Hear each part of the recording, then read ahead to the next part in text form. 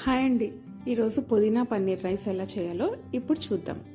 ముందుగా ఒక ప్యాన్లోకి oil heat చేసుకుని దాంట్లోకి లవంగాలు, దాల్చిన చెక్క, జీలకర్ర వేసి వేగనివ్వాలి. దాంట్లోకి ఆనియన్స్, అల్లం వెల్లుల్లి పేస్ట్, కొంచెం పచ్చిమిర్చి వేసి గోల్డెన్ బ్రౌన్ అయ్యేదాకా వేయించుకోవాలి. వేగిన తర్వాత దీంట్లోకి జీలకర్ర పొడి, ధనియాల పొడి వేయాలి. ఆ తర్వాత ముందుగానే ఉడికించి పెట్టుకున్న బంగాళదుంప, క్యారెట్ ముక్కల్ని వేసుకుని 2 minutes ఫ్రై చేసుకోవాలి. దాంట్లోకి ఇప్పుడు క్యూబ్స్గా కట్ చేసుకున్న పన్నీర్ ముక్కల్ని కూడా వేసుకుని కొంచెం గోల్డెన్ బ్రౌన్ అయ్యేదాకా వేయించుకోవాలి. ఇప్పుడు ముందుగానే మిక్సీ చేసి పెట్టుకున్న పుదీనా పేస్ట్ వేసి పచ్చివాసన పోయేదాకా వేయించుకోవాలి. ఇప్పుడు ఇందులో ఉడికించిన అన్నం వేసుకుని బాగా కలుపుకోవాలి.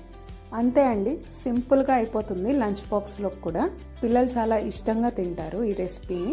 మీరు కూడా ట్రై చేసి ఎలా ఉందో కామెంట్ సెక్షన్లో మాకు చెప్పండి. Thanks for watching. బాయ్.